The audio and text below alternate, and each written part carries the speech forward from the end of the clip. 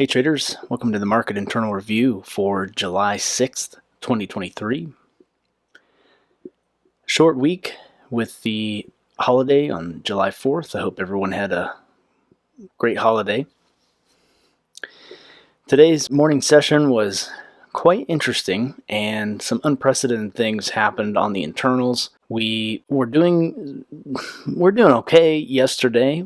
We reclaimed Monday's TWAP price and closed near there at the end of the day. But then today we dropped quite a lot. Let's see, yeah, 374. Not quite a $4 drop, so huge gap. The thing I noticed was we opened up with tick closing extremes on the bearish side, and it just continued to do that. It never really stopped the entire morning session. The last extreme closure we had was at 10:30. This just really surprised me. I don't know that I've ever seen this myself, save for economic announcements, like FOMC, J-POW, that kind of thing. But just on a morning session, just dump. Just very interesting. So the other thing is with the average closures on tick heading down, getting these huge bear closures on tick, you notice SPY isn't really showing this kind of strong selling. Now we did break the low standard deviation to the downside, and we held that for most of the morning session. So fantastic. AD and Vold were bearish. Their trends were bearish, save for Vold here for a little bit. There's always that morning catch up to the 20 SMA. So yeah, this was great, right? We're seeing the standard deviation bands all expanding. Fantastic. The thing is, for me, when I position off of these breaks, I'm typically looking to trim on the standard deviation levels from the previous day. So those closing prices for standard deviations, I typically use those as targets. With this drastic drop, and this is further bearish activity, that wasn't possible. So I honestly kept my hands out of this morning session. And, I was noticing with the strong bear closures, the candles sucked. I mean, they're just very wicky and everything. Not for me. I like that smooth trending candle action. Anyways, so the other thing I noticed was not a single high neutral area tick. Not a single one. That's also unprecedented. And I believe the morning session, when we opened, the ad was at some insane low. Yeah, 2260 on the downside. And there's 2400 on the downside. Slow that down a little bit. 24, almost 2500. Oh, 2500. 2,500 stocks on the NYSE were basically descending in price at that point. So we had all that, but yet SPY's sure is going down, but I feel like most of that move had already been made with this huge drop down gap, from yesterday to today. So I was really contemplating longs. Where's the bottom so I can get in on a decent low price? And I just see this data in the internals, and I'm looking at the price structure. This is real dirty delivery. This is not fear and panic pushing the market lower. This is like something else. And I started to see AD trending bullish here on the 20 SMA.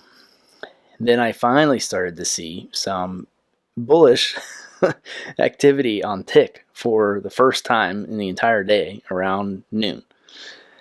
I see this candle action here, all these relative lows we're making basically at the exact same price, building a strong base here. Well, you could have maybe entered there. I personally didn't. I waited for a TWAP reclaim. So this was roughly right about where I entered. And here again, we see another block of candles that are all roughly basing on the same price. And we're still seeing some decent neutral bullish tick area activity. And on this doji here is right where the average closures of tick cross over zero. Trend is still in the imbalance zone. And Vold, I'm kind of just ignoring Vold because we have seen days where Vold is doing its thing. It's rocketing up or down, and SPY is starting to do its own thing. So I've mainly based my whole plan off of TWAP, the ad, and tick, a little bit of trend, and just try to ride this wave. Now, you know, far-fetched to think we'd close this whole gap today. But I did hold the trade for quite some time. I ended up closing it out somewhere around here, around the high of day. And so, you know, it was a successful trade. It was a good trade.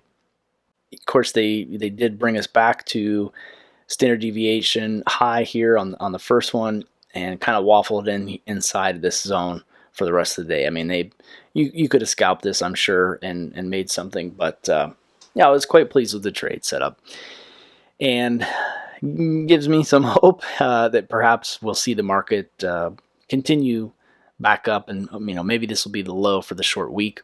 We just have tomorrow left.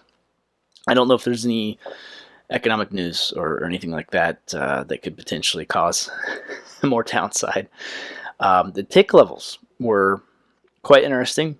The low price here, where the candles were basing, tick level caught that. Same thing here. So we just had all these insane closures creating quite a strong area, and right around where that doji was, it's right where ticks closed over zero on average, and we're seeing all that upwards momentum.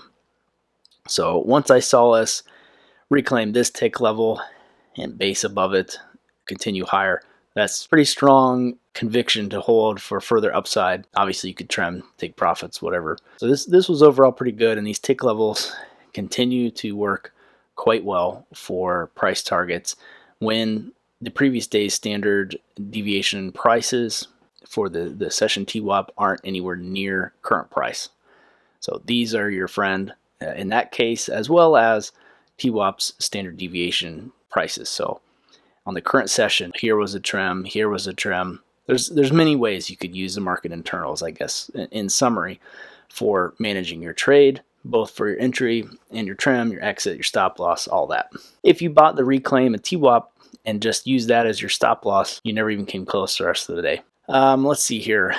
Taking a look at the higher time frame tick levels. So this is using the new feature I spoke of in the past video, where we crank it up to 1,000 for the tick breaks, and we do not clear on new sessions. So these are from at least the last 5,000 candles, and you can see, interestingly enough, we had a tick level from historical data already here, and then we had another one right here, right where that doji formed, and we got our entry, or at least I did, roughly around here actually. But we had a couple new ones formed today, which isn't a surprise given we had those 1,000 breaks down here at the lows. Interesting to see that. Now the weekly TWAP, this is a short week, so this is going to look kind of funky with this drop down. Not really too much to see here, other than we obviously did lose the weekly TWAP. That is a 440 price, so that'd be nice to see. Previous week's TWAP, the first standard deviation level, we actually did reclaim that today. We didn't quite drop to last week's ending weekly TWAP, which was 436. 442 could be a potential next target, and interestingly, the current week's first deviation band high is 443. They're real close. So there's some convergence potentially there. All right, let's go take a look at the Qs. Okay, Qs saw much the exact same setup. We had the Massive drop down. Now they did actually break up high first, but then they gave it up. They oscillated right inside the deviation, first deviation, much more than SPY did. And then apparently we have some old levels. I'm going to turn those off. Let's see here.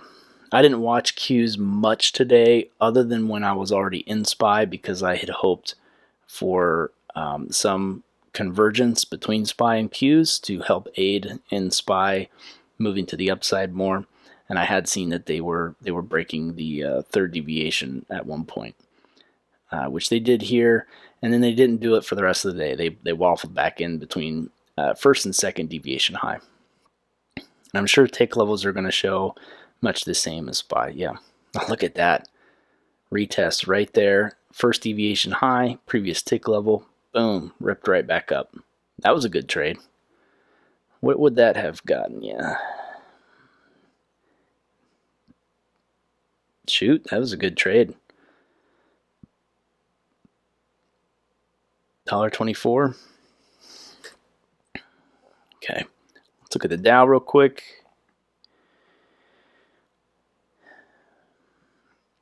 Yeah, I'm in some longer credit spread trades, so I know most of the indexes are going to be up or mostly flat.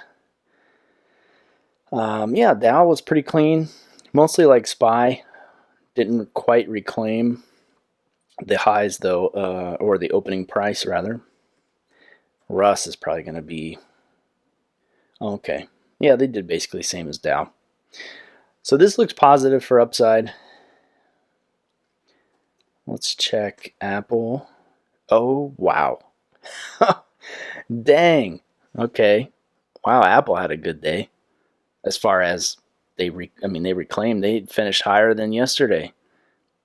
Dang. Look at that. 1, 2, 3 price targets hit if you entered on the break and retest. Maybe you took one L here and then re-entered, and then you would have definitely been profitable on Apple today. Wow. Nice. Microsoft's another big one. Not as nice as Apple. Still not bad. You had a couple of good scalps in here. Definitely this last one. Wow, and they finished actually, they didn't even drop hardly at all. Tesla had the drop. Of course, they closed at highs yesterday, but they dropped and didn't quite reclaim. Mostly sideways. Let's see. I've been hearing some things about Meta, given the Twitter rival social media app. Yeah, they didn't see a very good day here. They didn't drop either, though. Actually, did they gap up? They they gapped up, hit yesterday's standard deviation high, broke back down. Weird. This is a chop city here. It almost looks like it's weak and headed lower. Interesting. Completely diverged from internals. Chips, yeah, mostly flat. Nasty gap down. They did finish higher though. AMD, I know, did a V kind of day today. Yep, they did pretty well. Almost filled that gap. That gap was the almost 114. So they're real close. 50 cents would then fill in the gap. Looking pretty strong. Man, another great entry right there at the same time as, what was that, Apple, I think, or Q? I can't remember. I looked at too much stuff now. Crazy. Yeah, so tomorrow's the last day. I don't know what news we've got, but I am slightly trending bullish, primarily because of Vold. So Vold was insanely bearish volume all day, and most big names, as you just saw, and the indices finished either near their open price or a little bit higher. Again, this seems, from the data that I have here, like perhaps a sector rotation but we'll see.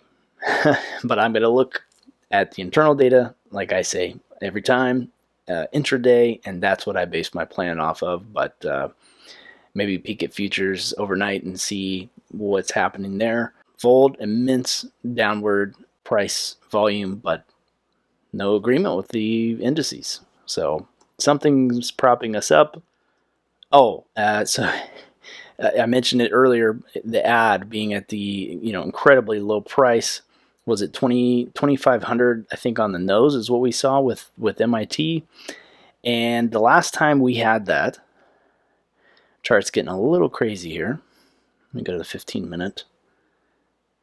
The last time we saw 2,500, if I can find my chart, my line, I want to say it was October. Yes, October 2022 was the last time we saw essentially the entire New York Stock Exchange declining to that extreme. Fascinating stuff. What does it mean? I don't know. I don't know if there's some significance to that date. Maybe I should go check out these old dates here, because we got like September was also just, that was even worse. That was 2,700. So quite crazy. But we also had up days. Some of these up days we had, 2,600 to the upside. So I don't know.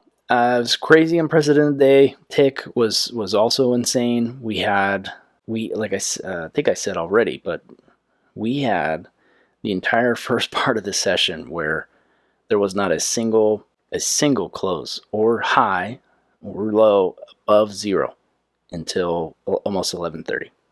Quite nuts. I mean, you can see most of these other days, I've published a handful of these videos now. That's never what we see. There was overall an uptrend. If we let's see here, was it? There's clearly a channel rising up here. So that was the other thesis I had for my long entry today. Anyway, some interesting facts. I plan on publishing another video tomorrow. I have had power outage this week, so that's why I didn't get one out yesterday. Stay tuned. Thanks for watching, and as always, happy trading.